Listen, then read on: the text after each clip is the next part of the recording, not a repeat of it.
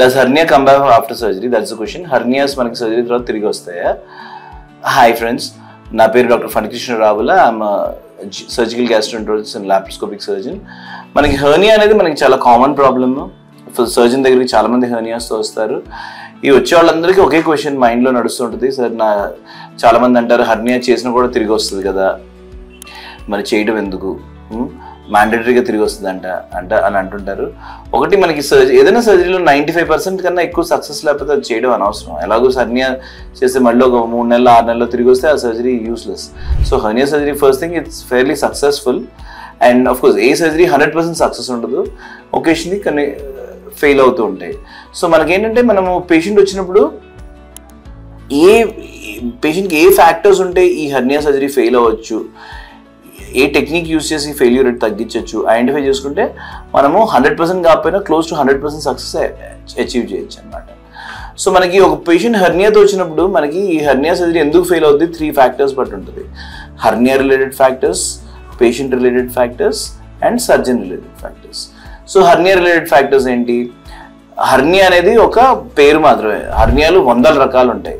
So hernia sizes different ఉంటాయి. అంటే 2 సెంటీమీటర్లు 5 సెంటీమీటర్లు కొంచెం చాలా పెద్ద హర్నియాస్ ఉంటాయి. 10-15 సెంటీమీటర్ లాస్ ఆఫ్ డొమైన్, అంటే కడుపులో ఉండే పేగులన్నీ బయటికే ఉన్నట్టుంటాయి.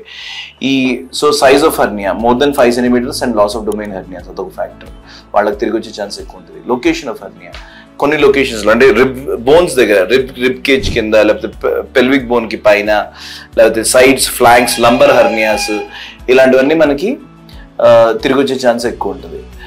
అలాగే మనకి కొన్ని ఫ్యాక్టర్స్ లైక్ విమెన్లో డైవారికేషన్ ఆఫ్ రెక్టై అని ఉంటుంది. అంటే మల్టిపుల్ ప్రెగ్నెన్సీస్ వల్ల లేడీస్కి 6 ప్యాక్ రెక్టస్ మజిల్స్ చాలా సెపరేట్ అయిపోతాయి.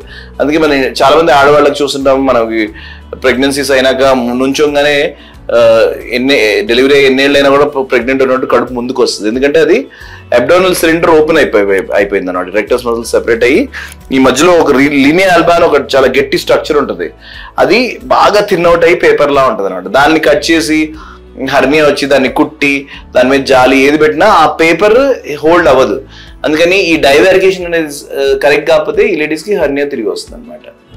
ఇది కాకుండా తిరిగి వచ్చిన ఒక పేషెంట్కి ఆల్రెడీ సర్జరీ అయ్యి ఫెయిల్ అయిన హర్నియా ఎప్పుడన్నా మళ్ళీ ఫెయిల్ అయ్యే ఛాన్స్ ఎక్కువ ఉంటుంది. సో మనం అలా ఫెయిల్ అయిన హర్నియాని మనం ఐడెంటిఫై చేసి ఎందుకు ఫెయిల్ అయింది, ఏ కారణాల వల్ల ఫెయిల్ అయింది ఐడెంటిఫై చేసుకుంటే తిరిగి రాకుండా ఉంటుంది. సో హర్నియా ఫ్యాక్టర్స్ ఏంటి?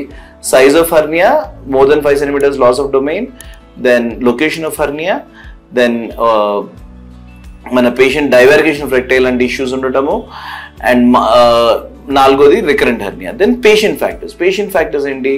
ఎక్స్ట్రీమ్ ఒబిసిటీ, బాగా లావు ఉన్నోళ్ళు, వాళ్ళకి ఏంటంటే ఈ లావు ఉండటం వల్ల ఇంట్రాఅబ్డామినల్ ప్రెషర్ ఎక్కువ అయ్యి ఆ ప్రెషర్ ఎక్కువ ఉండటం వల్ల హర్నియాస్ హీలింగ్ పోర్ ఉండి కుట్లు మళ్ళీ విడిపోయి మళ్ళీ హర్నియాస్ తిరిగి వస్తాయి. సో ఒబీస్ ఉన్న పేషెంట్స్కి హర్నియా సర్జరీ చేయకూడదు. చాలా ఒబీస్ ఉన్నారంటే, అంటే BMI less than 35 ఉన్నారంటే వాళ్ళు వెయిట్ తగ్గాలి by diet and exercise. And BMI more than 35 ఉన్నారంటే వెయిట్ లాస్ డ్రగ్స్ కానీ, weight loss surgery, bariatric surgery కానీ చేయించుకొని చేస్తేనే మనకి హర్నియా సక్సెస్ ఉంటుంది అనమాట. అండ్ ఒక హర్నియా ప్రాబ్లం కదా, బెరియాట్రిక్ బాగా హై BMI ఉన్న వాళ్ళకి, ఒబిసిటీ వల్ల చాలా మల్టిపుల్ ప్రాబ్లమ్స్ ఉంటాయి. దానిలో హర్నియా తిరిగి వచ్చేది కూడా అదొక ఫ్యాక్టర్. సో ఒబిసిటీ ఒక ఫ్యాక్టర్. నెక్స్ట్ మాల్ న్యూట్రిషన్, అంటే పేషెంట్ బాగా న్యూట్రిషన్ చాలా వీక్ ఉండి మజిల్స్ అంతా చాలా ఫ్లాబీగా వీక్గా ఉన్న వాళ్ళకి హర్నియా తిరిగి వచ్చే ఛాన్స్ ఉంటుంది. దెన్ 3వ ఫ్యాక్టర్ పేషెంట్స్ ఇంట్రాఅబ్డామినల్ ప్రెషర్ పెరిగే కారణాలు, లైక్ ఎప్పుడు దగ్గుతున్నాను కదా, దగ్గి లేదా ఎక్కువ తుమ్ముతూ ఉండేవాళ్ళు, లేకపోతే మోషన్ కి బాగా స్ట్రెయిన్ చేసి ముక్కి మోషన్ పోతున్న వాళ్ళు, ఒంటేలు ఆగిపోతున్న వాళ్ళు, సో ఒంటేలు కూడా ముక్కి, సో దగ్గడం వల్ల కానీ మోషన్ ఒంటేళ్ళప్పుడు ఎక్కువ ముక్కి కడుపు స్ట్రెయిన్ అవుతే ఇంట్రాఅబ్డామినల్ ప్రెషర్ పెరుగుతుంది అనమాట. అలాంటి వాళ్ళకి తిరిగి వస్తుంది. అలాగే పేషెంట్ ఫ్యాక్టర్స్ బాగా స్మోకింగ్, నేను ఇందాక అన్నట్టు సివియర్ మాల్ న్యూట్రిషన్, మజిల్స్ చాలా వీక్గా ఉన్న వాళ్ళకి, అలాంటి వాళ్ళకి తిరిగి వస్తుంది. ఇవన్నీ కాకుండా సర్జన్ ఫ్యాక్టర్స్ అంటే మన సర్జరీ సెలెక్షన్ చాలా ఇంపార్టెంట్. మనకి ఒకప్పుడు అందరికీ ఓపెన్ సర్జరీస్ చేసేవాళ్ళు, తర్వాత అందరికీ లాప్రోస్కోపిక్ సర్జరీస్ చేసేవాళ్ళము. ఇప్పుడు మనకు అర్థమైందంటే ఈ అబ్డామినల్ హర్నియా అనేది ఒక డిజీజ్ కాదు, 100 వెరైటీలు ఉన్నాయి. దానికి ఒక్కొక్క హర్నియాకి ఇండివిజువలైజ్ సొల్యూషన్, అంటే ఈ హర్నియాకి ఈ సర్జరీ అవసరం పడుతుంది. అందుకని ఈ ఫీల్డ్ ఇప్పుడు హర్నియా సర్జరీ అనము, దీన్ని అబ్డామినల్ వాల్ రికన్స్ట్రక్షన్ అంటాం. దీనిలో రకరకాల surgeries, open surgeries, laparoscopic surgeries, retrorectal repairs, eTEP అని ఉంటుంది, retrorectal repair, TAR bilateral transabdominis release, robotic surgery, TAPP, TARM. So ఇలాంటి వైడ్ వెరైటీ ఆఫ్ సర్జరీస్ ఏంటంటే పేషెంట్ కండిషన్ బట్టి, తన లొకేషన్ ఆఫ్ హర్నియా బట్టి, పేషెంట్ కండిషన్ బట్టి, ఆ సైజు, వేరే ఫ్యాక్టర్స్ అన్నీ డిసైడ్ చేసుకుని ఒక పేషెంట్కి ఒక సర్జరీ అంటూ సొల్యూషన్ అంటూ ఉండదు. ఏ పర్టికులర్ పేషెంట్కి ఏది బెస్ట్ సొల్యూషన్ చూస్ చేసుకోవాలన్నమాట.